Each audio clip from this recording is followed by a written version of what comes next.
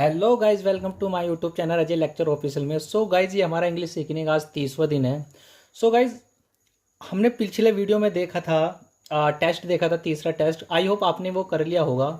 और आज की क्लास में हम कुछ पांच हम थैंक्स बोलने के तरीके बताऊंगा, और सॉरी बोलने के 5 तरीके बताऊंगा, रिक्वेस्ट करने के पांच पांच तरीके बताऊंगा, और कुछ कन्वर्सेशन टैग्स देखेंगे। सो गाइज, अगर जो हमारे चैनल पर आप नए हो तो प्लीज़ हमारे चैनल को सब्सक्राइब कीजिए, लाइक कीजिए, कमेंट कीजिए, शेयर कीजिए एंड बेल आइकन दबाइए ताकि हमारे आने वाले वीडियो के नोटिफिकेशन आपको टाइम पर मिल जाए। सो गाइज, बिना टाइम वेस्ट के वीडियो स्टार्ट करते हैं। सो गाइस, सबसे पहले हम देख लेते हैं कि थैंक्स बोलने के लिए कितने टाइप्स है। तो गाइस, सबसे पहले हमारा आता है कि शुक्रिया और धन्यवाद कैसे बोला जाता है। ठीक है, तो शुक्रिया और धन्यवाद को हम कह सकते हैं थैंक यू। ठीक है, यानी ये हमारा क्या होता है, एक फॉर्मल होता है। जैसे तुम कोई एप्लीकेशन लिख रहे हो या टीचर को कुछ लिख के बोल रहे हो, ठीक है, तो उसमें हम क्या लगाते हैं, थैंक यू बोलते हैं। ठीक है, उसमें।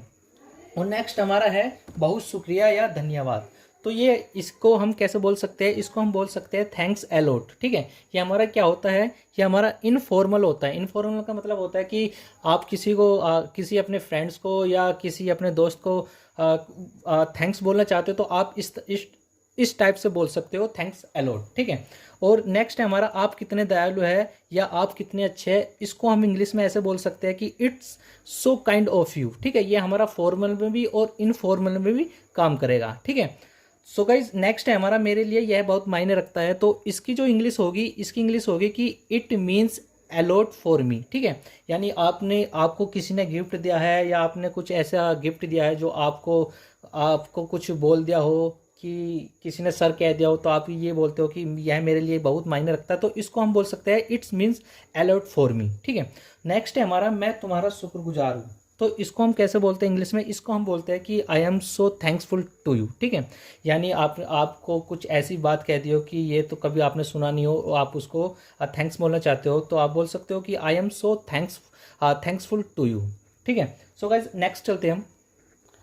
सो गाइज, नेक्स्ट है हमारा सॉरी, यानी आपने कुछ गलती कर दी हो, आप उसे सॉरी कहना चाहते हो, तो आप डिफरेंट टाइप से आप उसको सॉरी बोल सकते हो।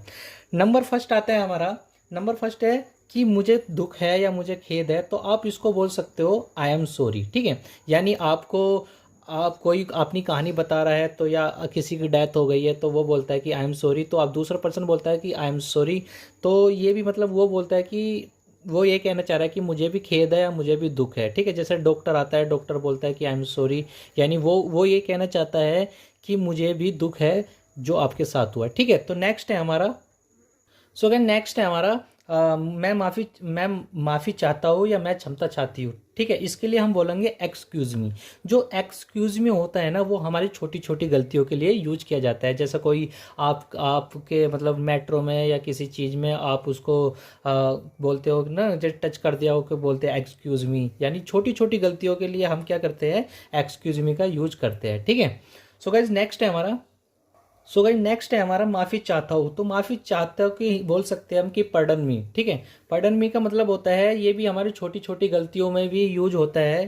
ठीक है, जैसे मान लो कि हमने असाइनमेंट दिया है या हमने कुछ टीचर ने कुछ काम दिया है और आपका ध्यान भटक गया है, आपने ध्यान नहीं दिया, तो आप बोलते हो कि पर्डन मी, कि आप फिर क्या मुझे दोबारा बताइए, मेरा ध्यान नहीं था। तो आप एक्सक्यूज मी का भी यूज कर सकते हो और पर्डन का भी यूज कर सकते हो। ठीक है, तो नेक्स्ट है गाइस हमारा, सो गाइस नेक्स्ट है हमारा कि मैं माफ़ी मांगता हूँ। इसके लिए हम बोलेंगे आई अपोलोजाइज। ठीक है, अपोलोजाइज का यूज़ जो हम करते हैं वो बड़ी बड़ी गलतियों में करते हैं। जब आपसे कोई बड़ी गलती हो गई हो या किसी से लड़ाई हो गई हो या किसी का आपने चाटा मार दिया हो, तो आप अपोलोजाइज का यूज करते हो। ठीक है, तो अपोलोजाइज जो होता है वो हमारी बड़ी बड़ी गलतियों में यूज किया जाता है। सो गाइस नेक्स्ट है हमारा, सो गाइस नेक्स्ट है हमारा मैं माफ़ी मांगता हूँ। तो जो मैं माफ़ी मांगता हूँ, इसकी इंग्लिश इसको हम बोल सकते हैं आई बैग माई पार्डन। ठीक है, यानी इसका भी यूज हम बड़ी बड़ी गलतियों में, जो हमसे बड़ी गलती होगी उसमें भी हम किसका यूज करते हैं, आई बैग माई पार्डन। ठीक है। सो गाइज, आई होप आपको ये सॉरी वाला भी समझ में आया होगा। आप सॉरी को डिफरेंट टाइप से बोल सकते हो। ठीक है। सो गाइज नेक्स्ट आगे चलते हैं। सो गाइज नेक्स्ट है हमारा रिक्वेस्ट, कि रिक्वेस्ट को हम किस टाइप से पढ़ सकते हैं या कह सकते हैं, यानी मांग सकते हैं रिक्वेस्ट, यानी कोई आप काम मांग रहे हो या आप कुछ उससे रिक्वेस्ट कर रहे हो तो आप डिफरेंट डिफरेंट टाइप से आप उसको रिक्वेस्ट कर सकते हो, लेकिन रिक्वेस्ट के रूप में। ठीक है, तो सबसे पहले क्या आता है, सबसे पहला हमारा आता है प्लीज़। ठीक है, क्या आता है, प्लीज़। तो प्लीज़ की हिंदी क्या होती है, कृपया। यानी आप बोल सकते हो कि जैसे कोई बोल सकते हो कि सिट डाउन। ठीक है, सिट डाउन नहीं बोलोगे तो आप क्या लगा दोगे उसके आगे, प्लीज़। तो प्लीज़ सिट डाउन यानी कृपया करके बैठ जाइए। तो नेक्स्ट है हमारा, नेक्स्ट जो है हमारा वो है हमारा काइंडली। ठीक है, तो काइंडली की भी हिंदी क्या होती है हमारी, कृपया होती है। तो कृपया भी केवल जैसे प्लीज़ का यूज करते हैं हम, काइंडली का भी सेम ही यूज करते हो। जैसे आप बोलते हो किसी को टेल मी योर नेम। ठीक है, तो टेल मी के आगे आप क्या लगा दोगे, आप काइंडली लगा दो। तो क्या बोल दोगे आप, kindly tell me your name. तो आप जहाँ प्लीज़ का यूज करते हो वहाँ काइंडली का भी यूज कर सकते हो। ठीक है, तो सेम ही जगह प्लीज़ का भी यूज होगा और सेम जगह काइंडली का भी आप यूज करते हो। सो गाइस नेक्स्ट है हमारा, नेक्स्ट जो है वो हमारा कुड यू और वुड यू। तो कुड यू और वुड यू की सेम ही हिंदी होती है कि आप करेंगे या क्या आप करेंगे। ठीक है, जैसे आप क्या आप वहाँ जाएंगे, क्या आप खाना खाएंगे, क्या आप चाय पियेंगे, क्या आप स्कूल जाएंगे, क्या आप नहाएंगे। तो दोनों का ही मीनिंग सेम है, दोनों की हिंदी सेम है, लेकिन इसमें एक छोटा सा डिफरेंस है। डिफरेंस क्या है, डिफरेंस ये है कि आप जो कुड यू का है, कुड यू के लिए आप फिजिकल वर्क के लिए यूज करते हो। ठीक है, जैसे आप वहाँ जाएंगे तो जाने के लिए उसको हिलना पड़ेगा, क्या आप नहाएंगे तो नहाने के लिए एक फिजिकल मतलब एक्टिविटी करनी पड़ेगी। तो आप कुड यू का यूज हम फिजिकल वर्क में करते हैं। ठीक है, और वुड यू का यूज जो होता है वो हमारा ओरल वर्क में करते हैं। ओरल का मतलब होता है कि केवल जिससे मुंह से बोला जा रहा हो। ठीक है, क्या आप चाय लेंगे, क्या आप पानी लेंगे, तो would you take tea, would you take water. ठीक है, तो आप वुड का भी यूज कर सकते हो और टेक का भी कुड का भी यूज कर सकते हो। सेम है, दोनों की हिंदी सेम है, लेकिन जो कुड होता है वो हमारा फिजिकल वर्क के लिए यूज होता है और जो हमारा वुड यू है वो हमारा ओरल वर्क के यूज होता है। ठीक है, तो नेक्स्ट है हमारा मे आई। ठीक है, तो मे आई का यूज जो होता है वो हमारा किसी से परमिशन मांगने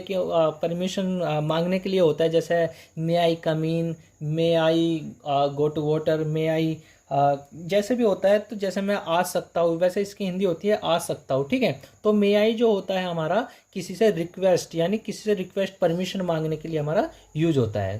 गाइज आई होप आपको ये वीडियो पसंद आ रहा हो, तो प्लीज़ हमारे चैनल को सब्सक्राइब कीजिए। तो गाइज नेक्स्ट चलते हैं हम।